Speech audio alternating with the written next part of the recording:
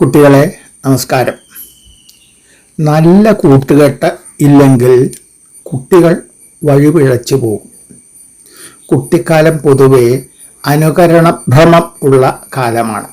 മറ്റുള്ളവർ കാട്ടുന്നത് കാട്ടുക, പറയുന്നത് പറയുക, അങ്ങനെ ചെയ്യാനുള്ള പ്രവണത കൂടിയ കാലമാണത്. നല്ല ആൾക്കാരെ അനുകരിക്കാം, ആദർശ പുരുഷന്മാരെ കണ്ട് അവരെ പോലെ ആവാൻ നോക്കാം, അതിൽ തെറ്റില്ല.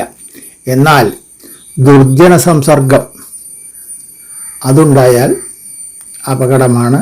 അത് കഴിവതും ഒഴിവാക്കണം എന്നാണ് മൂന്നാമത്തെ ശ്ലോകത്തിൽ ഓർവങ്കര നമുക്ക് പറഞ്ഞു തരുന്നത്. നമുക്ക് ആ ശ്ലോകം ഒന്ന് നോക്കാം. വല്ലാത്ത ദുർജനമെഴുന്നൊരു നാട്ടിലെങ്ങും ചെല്ലായിക ദുഷ്ടതകൾ സാംക്രമികാമയങ്ങൾ എല്ലാ ഗുണങ്ങളെയുമായവ ദർശനത്താൽ കൊല്ലാതിരിക്ക കുറവാണ് വിഷൂചി പോലെ. ദുർജനങ്ങൾ വല്ലാതെ എഴുന്ന ഒരു നാട്ടിൽ എങ്ങും ചെല്ലായിക. ദുഷ്ടതകൾ സാംക്രമിക ആമയങ്ങൾ ആണ്. ആയവ വിഷൂചി പോലെ ദർശനത്താൽ എല്ലാ ഗുണങ്ങളെയും കൊല്ലാതിരിക്കുക കുറവാണ് എന്നാണ് അതിൻ്റെ അന്വയം. വല്ലാതെ പറഞ്ഞാൽ ക്രമാതീതമായിട്ട്. സാംക്രമിക ആമയം എന്ന് പറഞ്ഞാൽ സാംക്രമിക രോഗം, പകർച്ചവ്യാധി. ദുർജനങ്ങൾ അതായത് ദുഷ്ടന്മാരായ ആൾക്കാർ വല്ലാതെ വളരെ കൂടുതൽ ക്രമാതീതമായിട്ട് എഴുക ഉണ്ടാവുക. അത്തരം നാട്ടിൽ ചെല്ലായിക, എത്തിപ്പെടായിക, അതാണ് ഉത്തമം എന്നാണ് കവി ആദ്യം പറയുന്നത്. ഏതു നാട്ടിലും ഏത് കാലത്തും നല്ല ആൾക്കാരും ഉണ്ടാവും, കുറച്ച് മുഴുവൻ നന്നല്ലാത്ത ചീത്ത ആൾക്കാരും ഉണ്ടാവും. മുഴുവനും നല്ലവർ അല്ലെങ്കിൽ മുഴുവനും ചീത്തവർ അങ്ങനെ ഒരു കാലത്തും ഉണ്ടാവില്ല. എന്നാൽ അവരുടെ അനുപാതത്തിൽ ഏറ്റക്കുറച്ചിലുണ്ടാവും. അതിൽ ദുഷ്ടത നിറഞ്ഞ ആൾക്കാർ തിങ്ങി വാഴുന്ന ഇടത്തിൽ അധികം താമസിക്കരുത് എന്നാണ് കവി പറയുന്നത്. ഈ കവിത എഴുതിയിട്ട് കാലഘട്ടം ഒരു 100 ചില്ലറ കൊല്ലം മുമ്പിലത്തെ ആണെന്നറിയാലോ. അന്നത്തെ സാമൂഹ്യ സമ്പ്രദായം നോക്കിയിട്ടാണ് കവിത എഴുതിയിട്ടുള്ളത്. ചുരുക്കത്തിൽ ഈ ദുർജനങ്ങളുമായിട്ട് അധികം ഇടപഴകൽ വേണ്ട എന്നർത്ഥം എടുത്താൽ മതി എന്നർത്ഥം. കാരണം മുമ്പിലുള്ളവർ ആൾക്കാർ ചീത്തത്തരം ചെയ്യുന്ന ആൾക്കാരാണ് എന്ന് മനസ്സിലായിക്കഴിഞ്ഞാൽ അവരിൽ നിന്ന് ഒഴിഞ്ഞില്ലെങ്കിൽ അത് അപകടത്തിലേക്ക് ചെന്ന് കലാശിക്കും. അതിൻ്റെ കാരണവും പറയുന്നുണ്ട്. പിന്നെ പറയാണ് ദുഷ്ടതകൾ സാംക്രമിക രോഗങ്ങളാണ്, അതായത് അവ പകർച്ചവ്യാധികളാണ് എന്ന് പറഞ്ഞാൽ ആ ദുഷ്ടതകൾ നമ്മിലേക്ക് പകരും എന്നർത്ഥം. മുമ്പിൽ ഉള്ള ആൾക്കാരെ കണ്ടാൽ അവരെ പോലെ പെരുമാറാൻ നമ്മൾ ശ്രമിക്കും എന്നുള്ളത് നേരത്തെ കണ്ടുല്ലോ. അത് പകർന്നു കഴിഞ്ഞാലുള്ള വൈഷമ്യങ്ങളാണ് പിന്നത്തെ 2 വരിയിൽ, അതായത് ഉത്തരാർദ്ധത്തിൽ പറയുന്നത്. ആയവ എന്ന് പറഞ്ഞാൽ ആ ദുഷ്ടതകൾ എല്ലാ ഗുണങ്ങളെ നിശേഷം ദർശനത്താൽ തന്നെ നശിപ്പിക്കും എന്നാണ് പറയുന്നത്. കാഴ്ച കണ്ടാൽ മതി എന്നർത്ഥം. അപ്പോൾ തന്നെ പകരും, ഉടനെ നമ്മുടെ ഗുണങ്ങളെ അത് നശിപ്പിക്കുകയും ചെയ്യും. അങ്ങനെ അല്ലാതെ വരുന്നത് കുറവാണ് എന്ന് പറഞ്ഞാൽ മിക്കവാറും കൊല്ലുക തന്നെ ചെയ്യും. അതിനുള്ള ഒരു ഉപമയും പറഞ്ഞിട്ടുണ്ട്.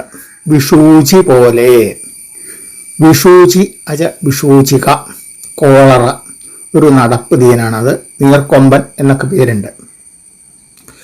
നാട്ടാരെല്ലാം വിഷൂചിലഹളയുതിരും കാലം എന്ന വി.സി. ബാലകൃഷ്ണപ്പണിക്കരുടെ ഒരു ശ്ലോകം ഇങ്ങനെയാണ് തുടങ്ങുന്നത്. വിഷൂചി വന്നു കഴിഞ്ഞാൽ അന്ന് ആൾക്കാർ ഉതിരുകയാണ്, അതായത് പടപടേന്ന് മരിച്ചു വീഴുകയാണ്. അതിന് കാരണമുണ്ട്. അന്ന് മരുന്ന് കണ്ടുപിടിച്ചിട്ടില്ല. അത് വന്നു കഴിഞ്ഞാൽ മരണം മിക്കവാറും ഉറപ്പാണെന്നർത്ഥം, മരുന്നില്ലാത്തതുകൊണ്ട്. അത് മാത്രമല്ല, അത് വന്നു കഴിഞ്ഞാൽ പകർച്ചവ്യാധിയാണ് എന്നുള്ള നിലയ്ക്ക് ആൾക്കാർ, ബന്ധുക്കൾ തന്നെ അടുത്ത് ചെല്ലാൻ മടിക്കും. അപ്പോൾ നല്ല സാമ്പത്തിക ശേഷിയുള്ള ആൾക്കാരൊക്കെ ആണെച്ചാൽ വല്ലവരെയും സഹായിക്കാൻ ഏർപ്പാട് ചെയ്തു എന്ന് വരാം. അപ്പോൾ അയാളാണ് നോക്കാൻ. ഇപ്പോൾ ഭക്ഷണം സമയത്ത് കൊടുത്തുവോ, അവിടേക്ക് കൊടുക്കുന്നുണ്ടോ, അതോ ഭക്ഷണം ഇല്ലാണ്ടാണോ ആൾ മരിക്കണത്, തോണോ രോഗം മൂർച്ഛിച്ചിട്ടാണോ മരിക്കണത്, ഒന്നും അറിയില്ല എന്നർത്ഥം. അപ്പോൾ വിഷൂചി എന്ന് പറഞ്ഞാൽ അന്ന് ഒരു അതിഭീകരമായ ഒരു രോഗാവസ്ഥയാണ്. അതിന് മരുന്നുണ്ടായിരുന്നില്ല. അതാണ് ആ ഉപമ പറയാൻ കാരണം. ഇന്നിപ്പോൾ കോളറയൊന്നും ഇല്ല, അതിനുള്ള മരുന്നുകളൊക്കെ കണ്ടുപിടിച്ചിട്ടുണ്ട്. ഇത് പണ്ടത്തെ കഥയാണ്. അതുകൊണ്ട് ഈ ശ്ലോകത്തിൻ്റെ സാങ്കത്യത്തിനോ കവിയുടെ യശസ്സിനോ യാതൊരു കുറവും ഉണ്ടായിട്ടില്ല. കാരണം ദുർജനങ്ങളോടുള്ള സമ്പർക്കം കൊണ്ട് കിട്ടുന്ന രോഗങ്ങൾക്ക് അത് വന്നാൽ ഗുണങ്ങളെയൊക്കെ മുച്ചൂടും നശിപ്പിക്കും എന്നത് ശാശ്വത സത്യമാണ്. അന്നും ഇന്നും എന്നും അത് സംഭവിക്കുന്നതാണ്. അത് വന്നാൽ മറ്റുള്ള എന്തെല്ലാം ഗുണം ഉള്ള വ്യക്തിയായാലും ശരി, വിഷൂചിക വന്നാൽ മരിക്കും പോലെ മിക്കവാറും ഈ ദുഷ്ടതകൾ വന്നു കഴിഞ്ഞാൽ, അത് സംക്രമിച്ചു കഴിഞ്ഞാൽ പിന്നെ ഉടനെ മറ്റുള്ള ഗുണങ്ങളൊക്കെ ഇല്ലാതായിത്തീരും, അതിനെ നശിപ്പിക്കും. അതാണ് ഈ ദൃഷ്ടാന്തം കൊണ്ട് പറയുന്നത്.